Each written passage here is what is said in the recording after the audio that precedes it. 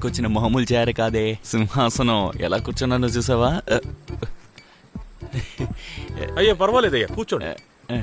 ఇలా చూడు, 2 నెలల్లో డబ్బులు రాకపోతే నేనే వస్తాను. ఇక్కడికి కాదు, ఇంటికి. రే, త్వరగా ఆ సామానంతా దించు. సరే అన్నా. ఈ లోకం అంతరించిపోయినా వచ్చి వడ్డీ అడుగుతాడు అనుకుంటా.